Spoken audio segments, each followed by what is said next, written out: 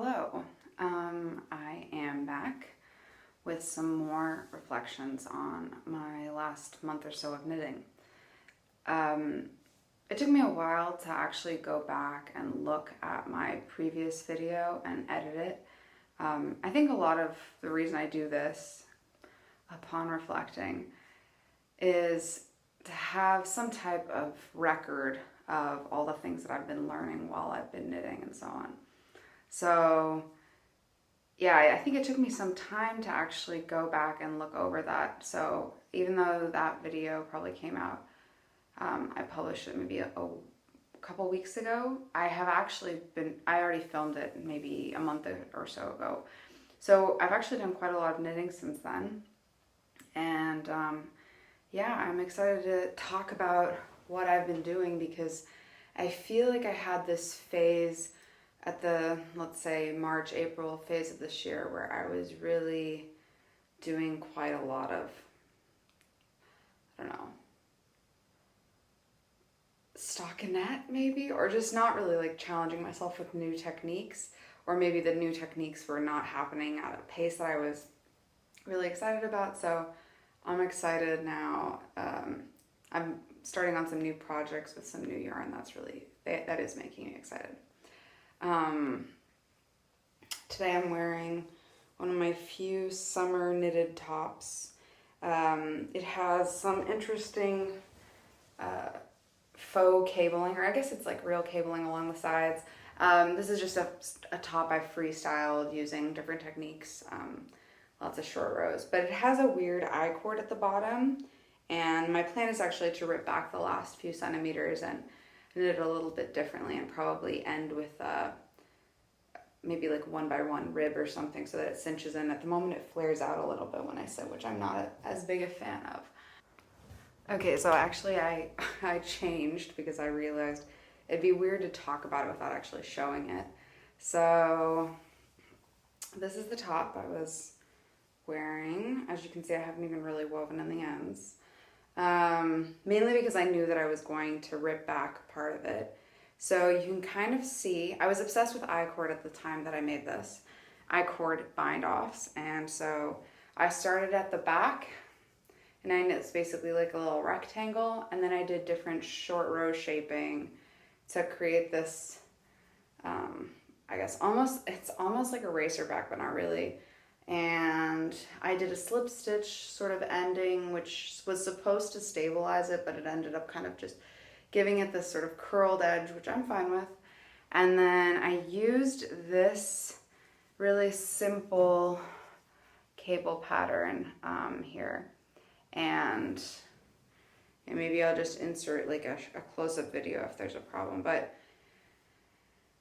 which I like. I think it adds a little bit of extra nice detail, and it was really easy to hide the decreases because I did do a significant amount of decreases in this section. However, at some point I stopped doing decreases because I didn't want it to get too narrow.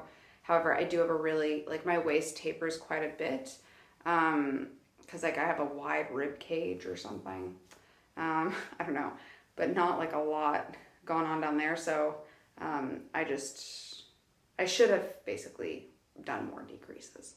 And if I could go back again, I would not do this I-cord, but I love the yarn that this is made out of. It's really gorgeous.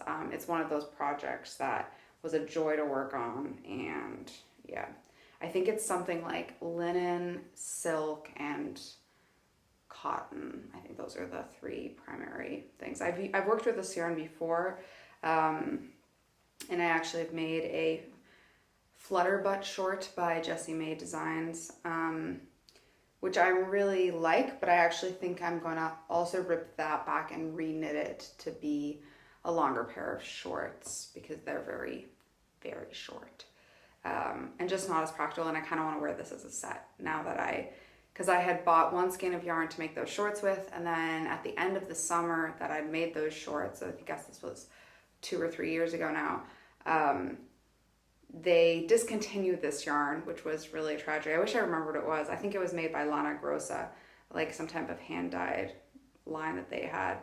And yeah, I found basically the exact same skein from the same dye lot. It was the last thing left in my yarn store, and I was really, really happy with that. Okay, so that's that. On to what I have finished in the last couple of weeks. Really, really, really delighted to announce that I have finished my lateralis socks. So you can really see what I was talking about to begin with here. So these are the lateralis socks. It's hard to tell, but I actually used two different very variegated yarns in here. But it is a little bit easier to tell because of the toe. So the toe uses the green sock, and the other color was black and white only. So every time you see a white stripe, that's one of the actual stripes happening. And every time you see a green stripe, that's the other green stripe. Yeah, I'm really happy with the final product because I think they actually fit very well. I mean, for the recipient, they're obviously not my socks. They're for my husband. I stole them out of his sock drawer, but they're still freshly cleaned.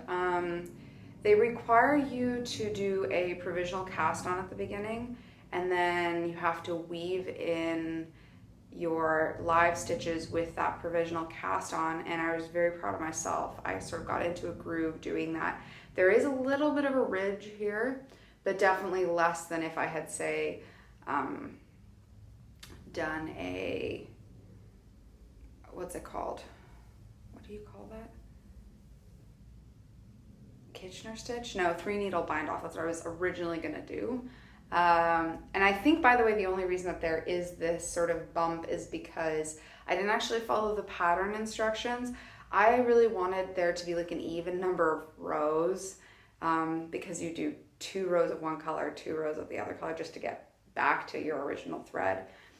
And I thought I would be smart and I would try and weave in with the last color. I'm explaining this very poorly, but basically I thought I would be kind of clever in doing something, and I realized now retrospectively that the reason they wanted me to like finish the row and then weave it in is probably to avoid this bump, because I basically created an unintentional stockinette row in what otherwise is garter stitch. So in any case, yeah, they look very cool. They're kind of crazy looking socks.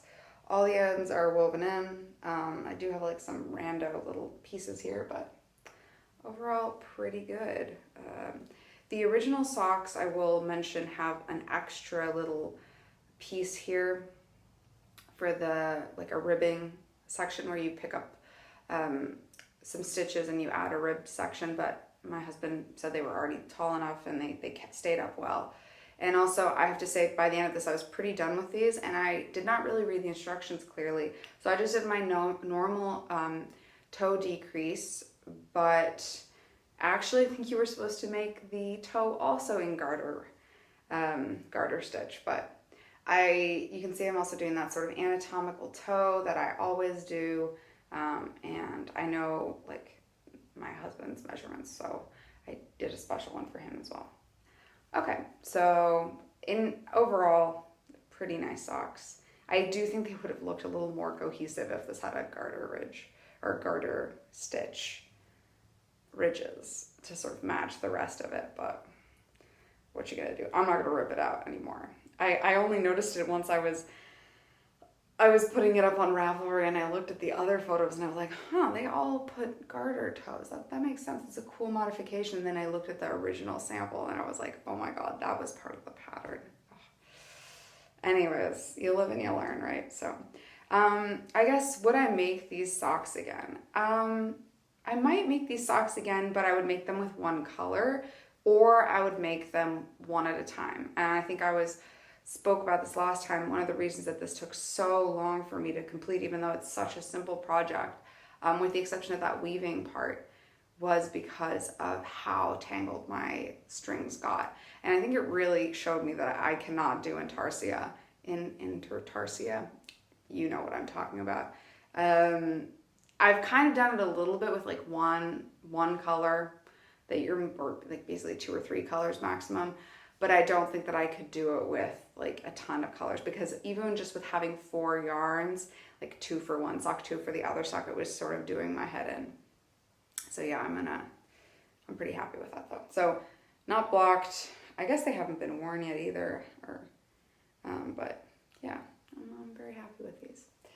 The last time I was talking, I had not cast this on yet. I had this sort of bamboo yarn from Hobby, and I had wanted to make a Provence tee originally, but the yarn was rather thick, which is what it calls for, but it wasn't the type of drape that I kind of imagined from the top when I was knitting up the sample, and in the end, I spontaneously decided to make the Daphne dress, and hopefully you can see it.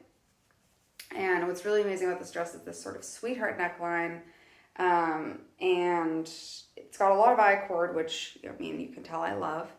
And so I was very happy because it was easy to travel knitting, especially at the beginning. It was very interesting. The beginning part was really interesting. It has this sort of ribbed back, so it's really forgiving if you knit a little bit too small. And yeah, there's also this beautiful I-cord at the center that sort of cinches in your waist. And I knit this again with a sort of bamboo viscose, which I have to say is one of my favorite affordable summer yarns I've ever knit with. I mean, by and away, this is my favorite summer yarn I've ever knit with, which is discontinued. This, I think it's a long yarn. Again, I'll put it up if I find it. It has all these, like, look at these beautiful colors, and it doesn't split very much, very, very light.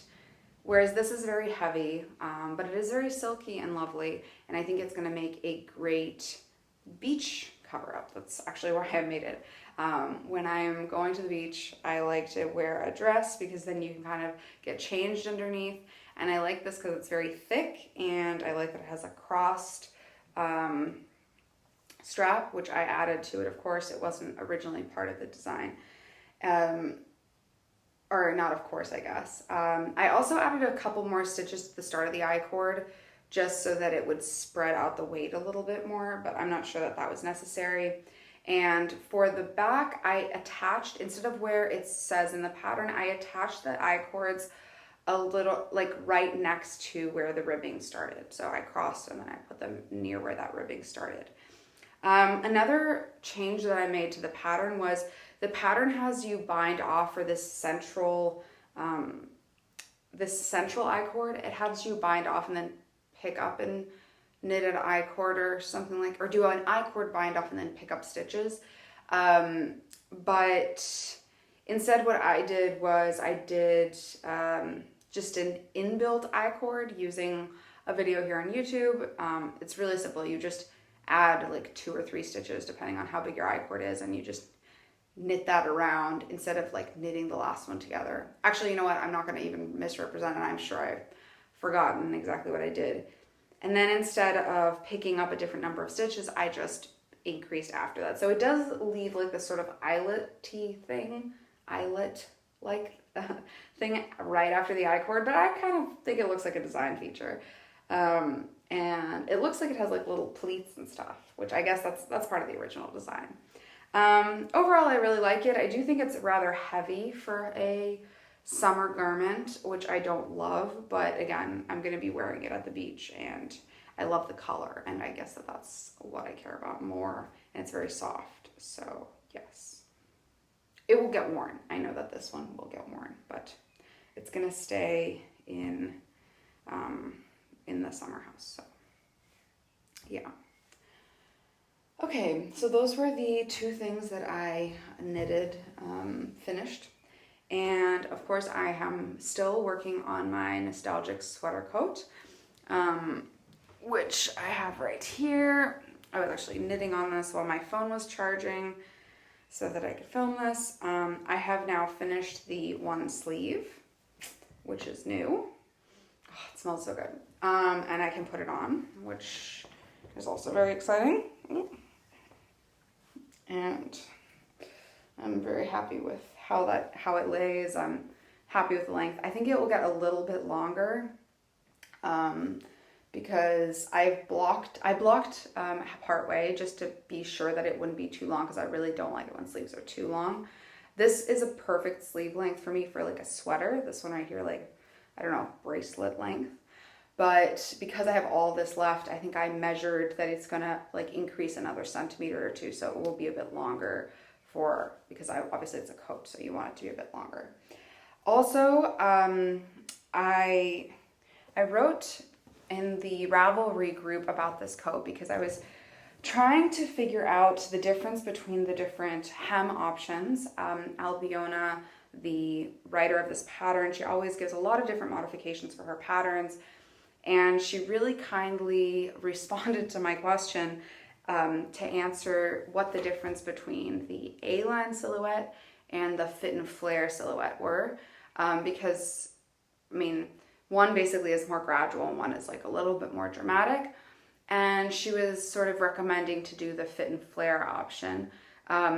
However, and I think I might actually do that a little bit later, but when I tried on the coat, I noticed that it was already like a little bit big on me, which is fine. I mean, it's supposed to have some negative ease, and I knew it was going to be a little bit big on me. You want a coat to be a bit big on you, but it's like rather large around my chest area, like more than 10 centimeters of positive ease, I would say. So I think I'm going to opt to start off up until like the hip area with or at least until like the mid hip area on an A-line increase, and then I'm going to start using the fit and flare increases for sort of a more dramatic silhouette, because I do love that dramatic look of it in the sample photos, and that one is the fit and flare. So yeah, I'm still loving working on this. I haven't been working on it as much because I've just been finishing this sort of summer stuff. It's also like getting a bit warm to be knitting on this. Yeah. Oh, but I actually did want to talk about one thing that I really has changed my life when it comes to knitting sleeves. So I used Chiaogu's set. This is like the one set of interchangeable needles I own. Up until then, I probably had maybe like 5 or 6 circular needles in different sizes and a set of sock needles. And so I invested in this because I didn't want to keep on buying fixed circular needles anymore.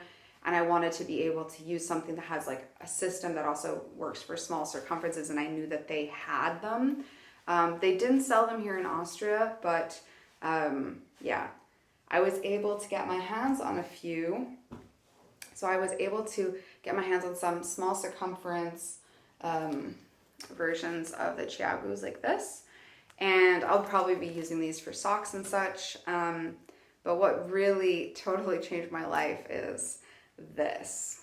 So basically what I've done here is I didn't have that many of these short tips. So if I had 2 long tips on these needles, then it would be too long for me to knit the sleeve. But with just 1 short tip and 1 long tip, you can knit with the long tip and pass it off the short tip, and it's just long enough to like knit a sleeve. And the best part is it doesn't matter what size this is. Obviously you don't want it to be too small because then your stitches just slip off, but the only needle that actually needs to be the correct size is the one that you're working on, your working needle. And one of the great perks of this is at the moment I have 2 projects going on that both use 4.5 millimeter needle. So I'm just about to pick up for the second sleeve now. I've been working sort of on the body in the meantime, and because I needed the 4.5 millimeter needle, but I realized that I don't even, on my other project, I only need 1 4.5 millimeter needle, and on the other one I have a 4. So I've been knitting like this, and this sort of enables you to be able to use your 2 4.5 millimeter needles. If you have 2 projects, you can actually use them on both of them, provided you have another set of cables, that you can switch to, and provided that you have like the right sizes and so on. But I thought that this was genius because despite the fact that I of course could have used 2 small ones, it's much, much more comfortable to use a long one and then use a short one, because this is the needle you want to be the short one. And I actually got this idea from my favorite like sock making needle company, which is Adi. And Adi makes like these, it's sort of like these 3 sets of needles together that have a bend, so you can you can make, I basically do all the toes and heels of my socks using these, but they also make ones that are just one very small circumference, and the one has a very, very, very tiny baby needle, and the other one's kind of a bit longer. So I use that concept, and I'm so happy with this. It has completely changed the way that I knit sleeves. I knit this sleeve so fast. I probably knit the sleeve in like, if I put it all together, just a few hours of knitting, because I didn't have to faff around with like magic loop.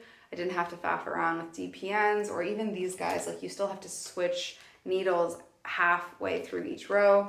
So you're just knitting away, and the only thing you need to worry about is that your work is turning. So I don't know, I really have been enjoying that. I felt very smart when I came up with that idea. Okay. Oh, lost. I need the safety pin in a second.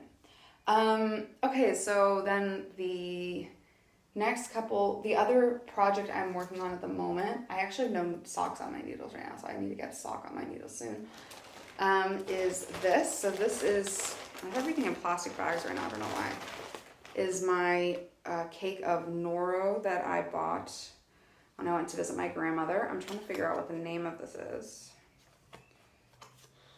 It's called Uchiwa, and it has 50% cotton, 30% viscose, 20% silk. It's very, I mean, it kind of looks a little bit like one of those like rag rugs, and it feels a little bit like that. I don't know. It's a very nice texture. I would not put it in my favorite yarns I've ever worked with, but it's really fun to look at.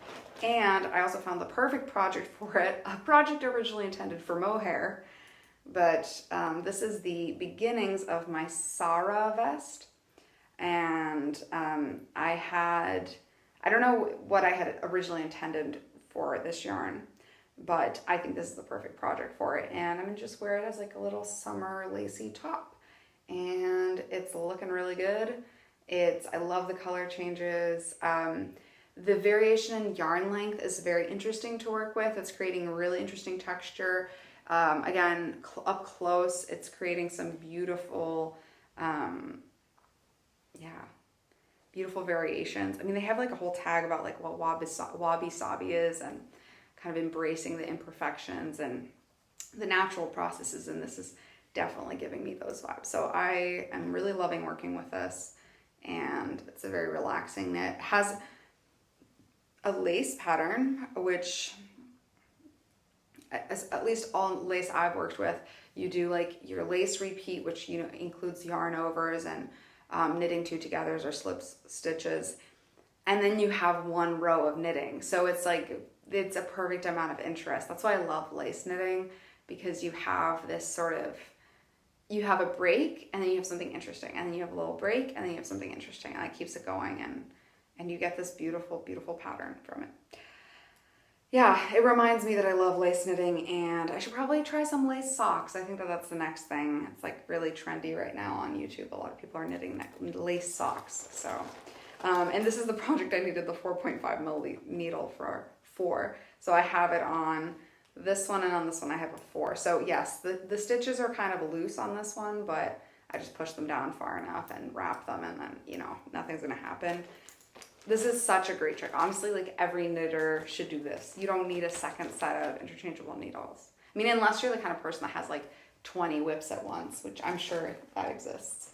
So, okay. And then the last thing is, I was pretty good. I didn't buy that much yarn, but I am a Nutiden patron at the moment. And as a result, I am kind of trying to get my hands on some of their yarn. And the problem with their yarn is like, it feels like collecting, which I inherently love doing, unfortunately. And yeah, you know that the colorways are never going to come back. So as a result, you end up maybe buying things that you wouldn't have otherwise bought. Although I say that, and yet I'm sure that I would have bought these if I had seen them in person, and also even if they were not available, like I'd buy them eventually, kind of thing. So that's what I'm trying to do. I'm trying to buy things that I know that I would buy eventually. So the first one I bought was this one. It's called Alchemy. It's a white, has like little flecks of all different kinds of stuff, like reds and yellows and purples, and it's very difficult to see, obviously. Their stuff doesn't photograph very well. Or somehow Caroline, the maker or the brains behind this, she does manage to capture a lot of it in her photos. Sometimes I'll get it and I'll be like, oh my God, this is exactly what I thought it would be like. But it's difficult to describe, and has little like, yeah, it has like purple flecks. I can't wait to knit with this.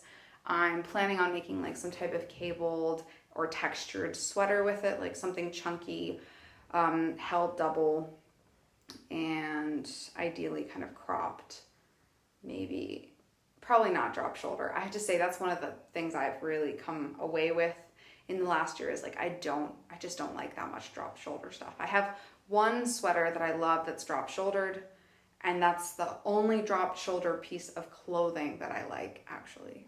So maybe I'll make like a raglan, like a nice cabled raglan with this. Or like I don't know. Well, I was going to say brioche because I also bought a second colorway from this collection. And it's this one. And this one, I don't remember what the name of it's. Blad Blue. And it's like a gold green.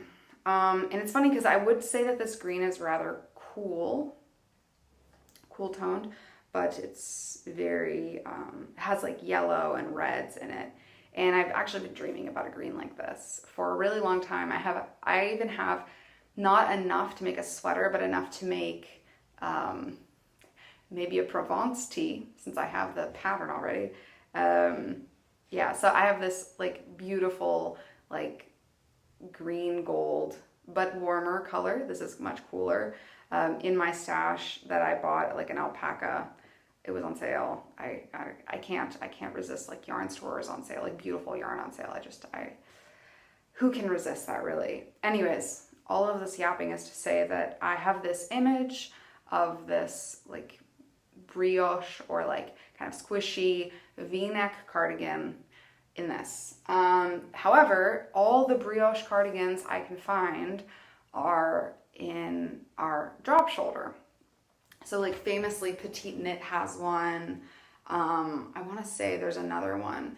I know that one person that has a raglan version of a like brioche style cardigan is Ozetta. She has this, I want to say it's called the Seasons sweater, but I'm not 100% certain. And that one uses fisherman's rib, but I have a feeling brioche is easier. At least for me, it's like you still have to wrap the yarn and stuff, so the yarn is still moving, but you're not picking up the stitches and so on. And I actually did a trial with this in brioche. I put it in a little plastic bag here so I wouldn't lose it. You can see it right here, and it's so perfect. And this is held single strand. That's what's crazy. So I'm pretty sure I can get a really large cozy sweater out of this, single stranded, if I make it brioche. So I think that that's going to be like what I spend my early fall making myself this sweater. And I think I'll have to design it myself unless somebody comes out with a brioche, what's it called? Raglan sweater. Until then, like, I have an exact picture. Basically, I want exactly the Petite Knit sweater or like that Ozetta sweater, but I want it to be in brioche and I don't want it to be drop shoulder. I want it to be raglan, because I know I'll just like the way it looks better. And I want it to not be oversized. I want it to be like kind of cropped and fitted so that I can wear it over like all my clothes, because everything I own is high-waisted basically. So yeah, I am obsessed with this. I also did a little swatch of like, I don't know if you can tell, I actually cut this. I've never done this before. These were together and I cut them. This is single stranded, just stockinette. And I think that looks pretty nice too. So my plan is to have, like a double knit edge with this. And then I think it's almost the same thickness. Unfortunately, the row gauge is not the same, but I'll have to do a lot of maths for this anyways. So I might need to do some more swatching before I make a decision. Yeah. Anyways, absolutely very excited about these colors. And I just watched, right before this, I was watching the new Nutiden Patrons podcast with Carolyn, showing off like the new colors for this summer, the midsummer collection, and they are just also gorgeous. The new one is, the first one that she showed, just also so gorgeous. So it's very, yeah, basically I will never not have something to knit if I continue to be a patron. I've told myself that like I will at most allow myself to be a patron for a year, but we'll see. It's hard to say that, right? Mainly because I know that I'll just keep buying yarn every time they have a sale, because it's just, everything is so unique. Every single colorway is just so amazing. Anyways, enough of my blabbering. I think that that's all I have for now. I'm going to get back to knitting on my nostalgia sweater coat. I'm on a pearl row. Not my favorite, but I think it will, I don't know, it doesn't matter. Knitting with this wool is so wonderful. Knitting with the Nutiden is just so wonderful, especially double-stranded. It's so, so wonderful and so easy to work with. I know some people find it challenging to work with. I guess they might have had like a colorway that was challenging, like that broke apart. But this one, it's so wonderful. I really hope that I have more of the light color in this for me to make something else with it, because I adore this color. I adore it. Oh my gosh. Yeah, we'll see. We'll see if I have enough for like another ranunculus, you know, like my 8th ranunculus. In any case, enough rambling for me. As always, I love doing this. I love thinking about my knitting and talking about my knitting. So if you are watching this, thank you. And to my future self, yeah, I'm grateful that I'm doing this. Okay, see ya.